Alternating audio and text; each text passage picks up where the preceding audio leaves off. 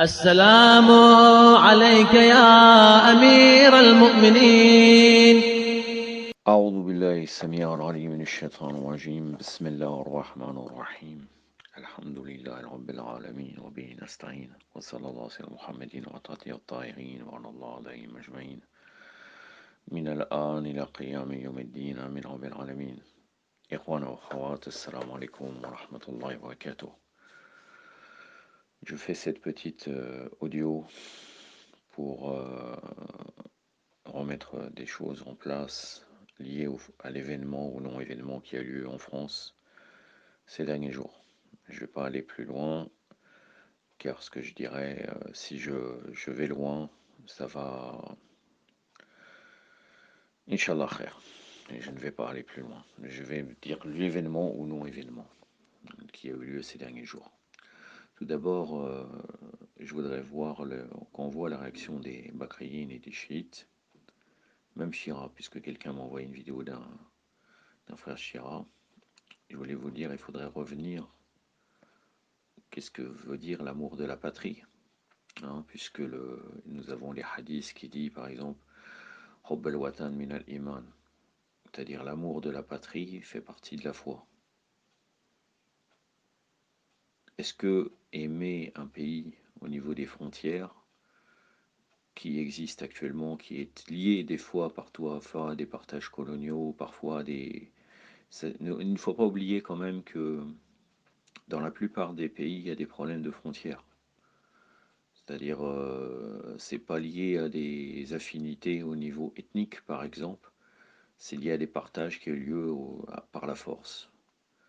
Jusqu'à la France, puisque on sait très bien qu'actuellement en Belgique, il y a un problème entre les Flamands et les Wallons.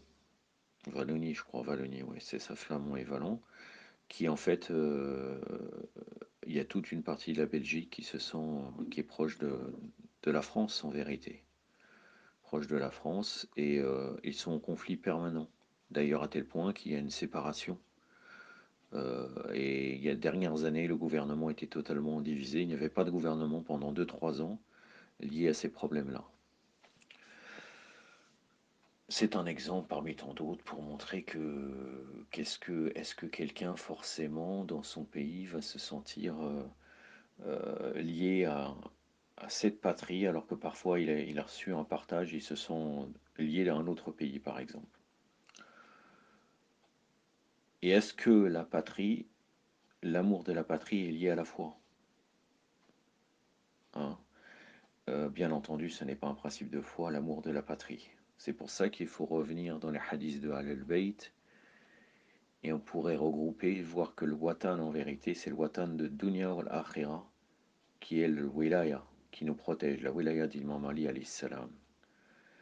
Et nous pouvons retrouver autrement dans d'autres hadiths, entre autres un hadith que un frère a cité pour pouvoir dire comme quoi on devrait aimer sa patrie en oubliant les blasphèmes que les autres parties adverses peuvent faire.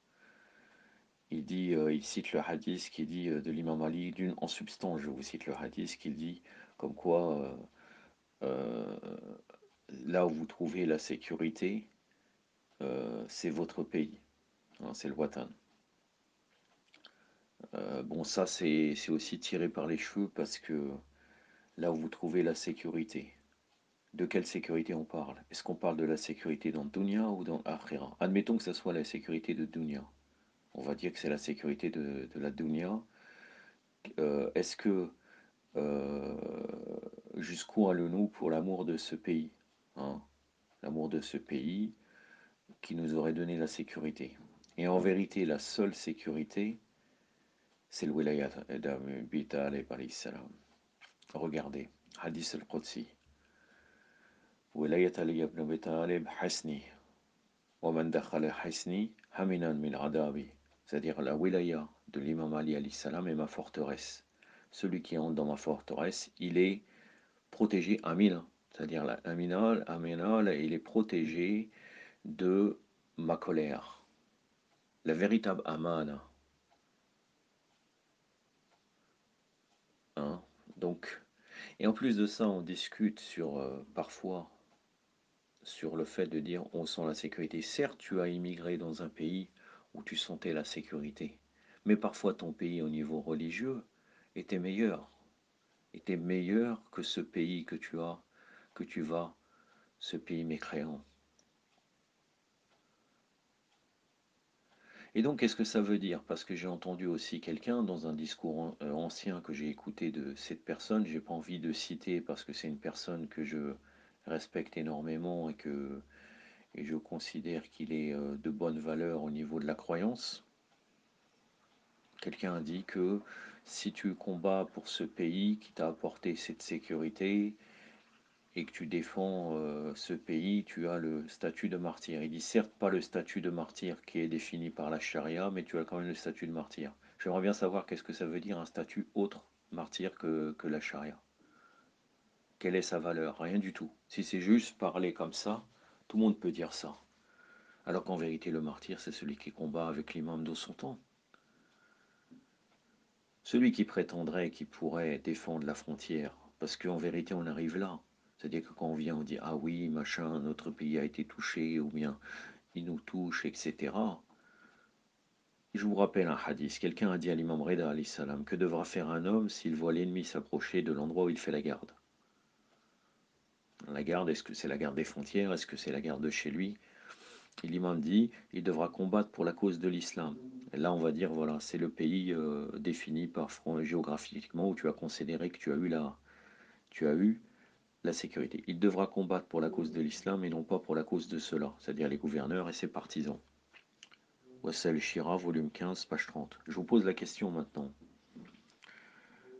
Dans ces pays occidentaux, est-ce que quelqu'un peut prendre une arme et aller se combattre? Est-ce qu'il y a des milices? Il n'y a pas de milices. Si tu prétends qu'il faudrait que tu défendrais la frontière, et même jusqu'à la Seconde Guerre mondiale et ailleurs, mis à part des milices, il faudrait discuter si la résistance a servi à quelque chose dans la victoire finale des Alliés dans la Seconde Guerre mondiale, en France par exemple, ou pas. Ou est-ce que c'est l'armée qui a eu la victoire? On sait très bien que, d'une manière globale, si les Américains ne seraient pas venus, la France serait sûrement encore occupée. Hein, si les Alliés, et puis aussi si Hitler ne serait pas enlisé en Russie. Hein, s'il n'y a pas eu les Russes et les Alliés et les Américains, la France serait toujours dans la même situation. Donc toi, tu crois que tu viens, tu pourras défendre la frontière. Tu pourras défendre cette frontière.